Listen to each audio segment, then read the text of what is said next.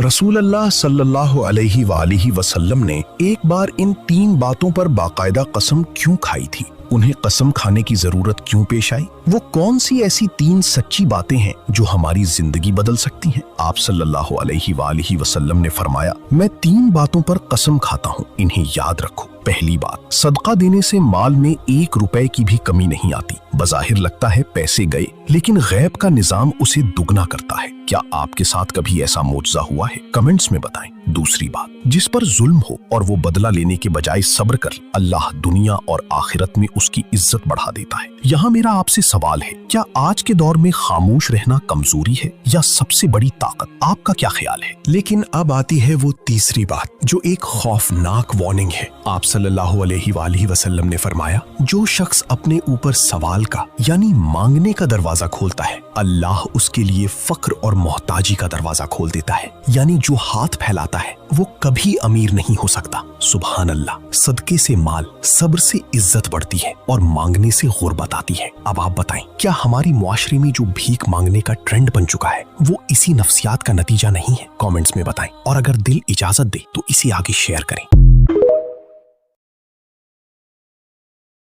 रसूल अल्लाह सल्लल्लाहु अलैहि वालिहि वसल्लम ने एक बार इन 3 बातों पर बाकायदा कसम क्यों खाई थी? उन्हें कसम खाने की जरूरत क्यों पेश आई? वो कौन सी ऐसी 3 सच्ची बातें हैं जो हमारी जिंदगी बदल सकती हैं? आप सल्लल्लाहु अलैहि वालिहि वसल्लम ने फरमाया, मैं 3 बातों पर कसम खाता हूँ, इन्हें याद रखो। पहली बात, सदका देने से माल में 1 रुपए की भी कमी नहीं आती। बज़ाहिर लगता है पैसे गए, लेकिन गैब का निजाम उसे दुगना करता है। क्या आपके साथ कभी ऐसा मोजज़ा हुआ है? कमेंट्स में बताएं। दूसरी बात, जिस पर जुल्म हो और वो बदला लेने के बजाय सब्र कर, अल्लाह दुनिया और आखिरत में उसकी इज्जत बढ़ा देता है। यहाँ मेरा आपसे सवाल है, क्या आज के दौर में खामोश रहना कमजोरी है या सबसे बड़ी ताकत? आपका क्या ख्याल है? लेकिन अब आती है वो तीसरी बात जो एक खौफनाक वार्निंग है। आप सल्लल्लाहु अलैहि वालिहि वसल्लम ने फरमाया, जो शख्स अपने ऊपर सवाल का यानी मांगने का दरवाजा खोलता है, अल्लाह उसके लिए फक्र और मोहताजी का दरवाजा खोल देता है। यानी जो हाथ फैलाता है वो कभी अमीर नहीं हो सकता।